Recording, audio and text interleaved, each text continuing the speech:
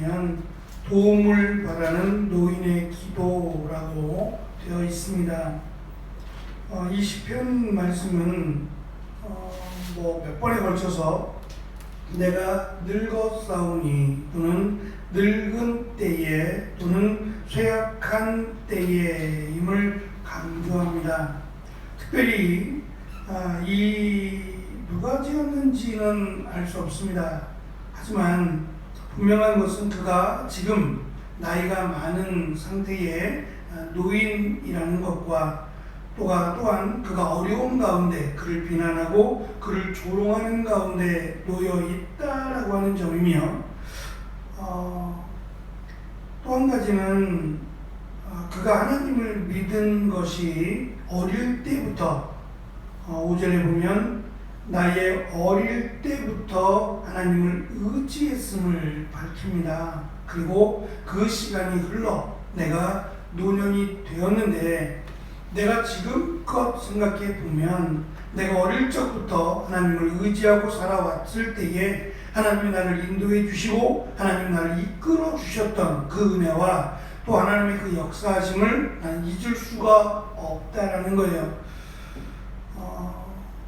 시간이 지나 내가 쇠약하고 내가 늙어서 사람들로부터 조롱을 당하고 또 어리석다라고 하는 이런 어떤 이유로 인한 것인지는 알 수 없지만 그런 조롱을 받을 때에 하나님, 비록 내가 나이가 많아서 쓸모없다 여겨질 때에라도 하나님이 나를 버리지 말아달라고 하는, 특별히 그럼에도 내가 나이가 들었음에도 불구하고 하나님이 나와 함께 하심으로 나와 같은 이들 또는 나와 같은 길을 걸어갈 앞으로 미래에 나와 같은 이들이 소망을 갖게 하소서. 나로 인하여 소망을 갖게 하시고 나로 인하여 하나님의 살아계심을 드러나게 해달라고 하는 이 간구의 기도를 71편에 담았습니다.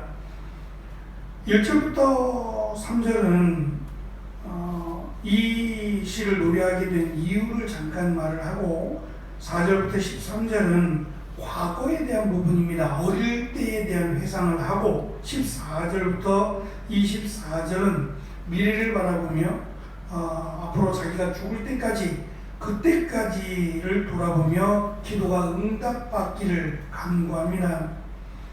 이 71편의 전체 주제는 하나님을 향한 변하지 않는 확고한 믿음입니다. 어릴 때에 하나님을 의지하며 살았던 믿음, 그리고 지금도 비록 나이가 많이 들었지만 지금도 여전히 하나님을 향한 믿음을 가지고 있다. 그리고 그것이 내 마지막 때까지 계속되어지기를, 그리고 특별히 하나님께서 어릴 때에도 함께 하셨고 또 지금도 함께 하시고 앞으로도 하나님이 함께 하시고 동행해 주실 것을 믿는다라고 하는, 믿습니다라고 하는 그런 믿음의 고백입니다. 오늘 말씀에는 노인이라고 하는 또는 늙은 때에라고 하는 이런 표현들로 설명이 되지만 신약 성경에서는 또는 구약 성경에서도 이들을 단순히 노인으로 설명하지 않습니다. 그러니까 하나님의 입장에서 나이가 든 사람, 우리의 입장에서는 노인인데 하나님의 입장에서 볼 때 이들을 노인이라고 칭하지 않고요, 성경은 이들을 장로라고 불러요. 나이가 많은 사람이라고 하는 뜻이에요. 그런데 이 장로라고 하는 뜻은 특별히 야고보서 5장 14절에 보면 야고보가 이 교회 안에 연약한 이들 또는 병든 자들을 위해서 기도할 때에 장로들을 불러서, 그러니까 야고보도 사실은 장로에 속하거든요. 목사도 장로에 속합니다. 하지만 이 사역이 다른 거예요. 그래서 장로를 세울 때에는 장로교회는 다 같을 겁니다. 장로를 세울 때 또는 항존직을 세울 때는 목사도 마찬가지지만 안수에서 세웁니다. 그래서 장로님도 안수에서 세우게 되는데, 이 장로님의 경우에는 이게 말씀을 전하는 사역, 그러니까 목사는 그 일을 위해서 사실 꽤 오랜 시간 동안 공부하고 준비를 하잖아요. 그러니까 그 일을 맡기기 위해서 목사로 세운 것이고, 장로님은 교회 성도들을 돌아보라는 쪽으로 해서 장로님을 세우는 거예요. 그래서 장로님이 있어야, 우리 교회는 지금 장로님이 없어서 당회가 형성이 안 되지만 장로님이 계셔야 당회라고 하는 것이 조직이 되는 거죠. 그러니까 그만큼 중요한 위치를 가지고 있어요. 야고보도 장로지만 특별히 이제 교회의 어른이 되고 또 교회의 삶의 본이 되는, 신앙의 본이 되는 그런 어른을 모셔다가 이 연약한 성도들을 위하여 기도하게 하라라고 말한 적이 있습니다. 바울 또한 디모데전서 3장 6절에서 새로 입교한 자들은 장로가 되지 말아야 한다라고 권면하기도 했어요. 그만큼 그 교회를 잘 알고 성도들을 잘 알아야 한다는 거예요. 목사들은 교회의 대표성을 가지고 있긴 해요. 누군가는 교회의 대표성을 가지고 있어야 되기 때문이죠. 대표성을 가지고 있지만 목사는 자신의 삶이나 또 어떤 개인의 생각보다 교회를 먼저 생각해야 되는 사람입니다. 교회를 먼저 생각하고 교회가 나아갈 방향들을 우선시해야 되는 사람이죠. 장로님도 마찬가지입니다. 장로님도 나만을 생각할 게 아니라 교회를 생각해야 되고 성도를 생각해야 됩니다. 왜냐하면 성도들이 대표가 되기 때문이에요. 그래서 가장 우선적인 것은 연륜도 사실은 굉장히 중요해요. 그래서 기간들이 좀 정해져 있어요. 집사님이 되고 안수 집사가 되기까지는 어느 정도의 시간이, 그리고 안수 집사님이 되고 장로님이 되기까지는 최소한 이 정도의 시간은 필요하다라고 하는 시간이 이렇게 정해져 있는 것은 꼭 그렇다는 건 아니에요. 꼭 그것을 지키는 것은 아니지만 그래도 그 정도의 신앙의 연륜은 필요하다라는 거예요. 제가 목사 안수를 받을 때만 해도 그때는 이제 뭐 합동칠이 됐던 뭐 다른 교파가 되었든 간에 나이가 몇 세 이상, 뭐 30세 이상 되어야 되고 또 결혼을 해야 되고 하는 그런 기준들이 있었어요. 근데 그 기준들이 점점 무너져가는 것 같아요. 요즘은 결혼하지 않아도 목사 안수를 주더라고요. 합동측도 그럴 겁니다. 그러니까 결혼하겠다라고 하는 서약을 하고, 왜냐하면 결혼하기 쉽지 않으니까 요즘들은. 그리고 늦게 결혼하잖아요. 그러니까 결혼하고 목사가 되면 늦어진다고 생각을 하니까 신대원을 졸업하고 뭐 강도사고시를 거쳐서 그 다음 해에 이제 목사 안수를 받게 되는데, 정상적인 시간적 흐름을 따르면 30 또는 31살에 목사 안수를 받아요.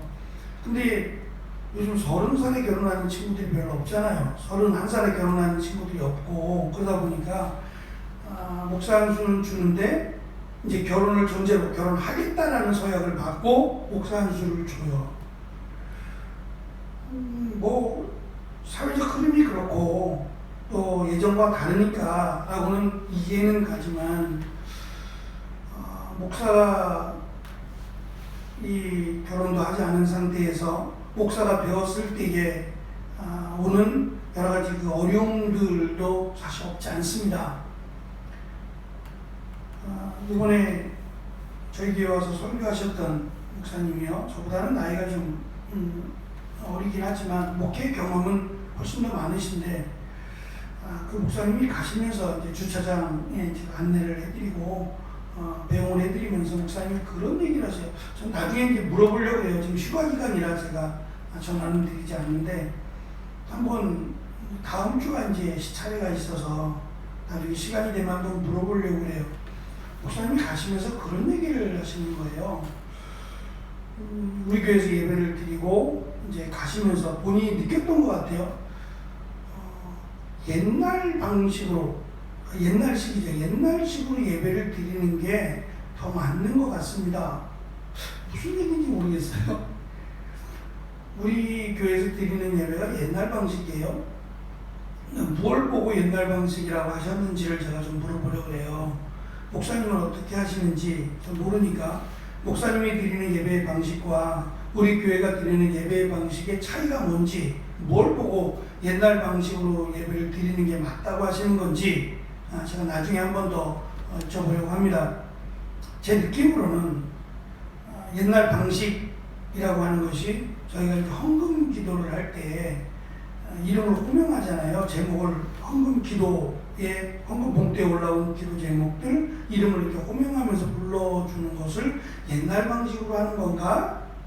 라고 하는 생각을 가졌어요. 저는 정말 옛날에 제가 신앙생활을 했고 그때 받았던 은혜들을 생각하고 이것이 옳다라고 생각을 하니까 그렇게 하는 건데, 지금 대부분의 많은 목사님들은 그렇게 안 하거든요. 그냥 헌금에 대해서만 기도하지 누가 드렸는지 이런 기도 제목들은 아예 얘기하지 않으니까요.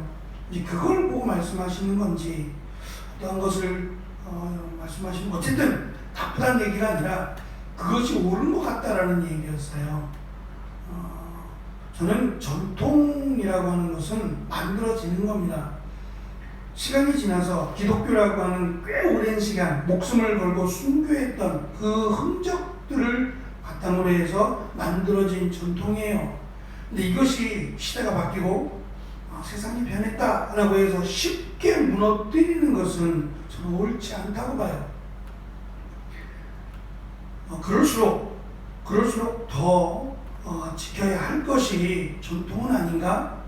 라고 하는 생각을 갖습니다. 무엇 하나 쉽게 바꿀 수 없는 거죠. 그것이 이 교회 어른들이라고 하는 그 어른들이 지켜줘야 될 모습이 아닌가라는 생각이 들어요. 그러니까 세상에서 말하는 나이가 들면 뭐 여러 가지 말들이 많잖아요. 비하하는 말들, 뭐 우리를 이해 못한다느니 뭐 이런 여러 가지 말들이 있겠습니다만, 성경에서 말씀하는 것은 그런 게 아니라 신앙의 어른이라는 거예요. 이분을 보니까 신앙생활은 이렇게 해야 되는 거구나. 믿음이 있다는 것은 이러한 모습이구나 라고 하는 것을 보여줄 수 있는 샘플이 바로 신앙의 연조가 깊은 어른들이다 라고 하는 거죠.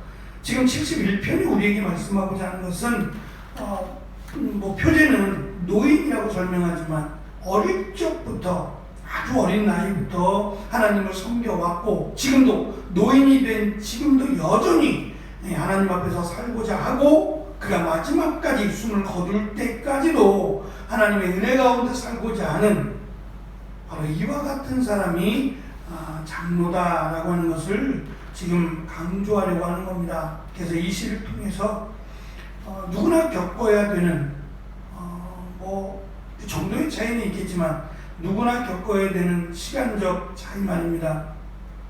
그 시간적 차이들을 지나갔을 때에 여전히 변하지 않고 여전히 주님을 향해 나아가는 그런 믿음의 어른들이 되어지기를 위해서 자신도 그렇고 자신과 같은 길을 걸어갈 믿음의 후손들에게 이렇게 비록 우리가 연약해지고 나이가 들어가는 어쩔 수 없는 과정을 겪어야 하지만 오히려 우리의 모습과 우리의 믿음은 하나님께로 조금 더 가까이 가는, 우리도 가까이 가고 있는 거잖아요.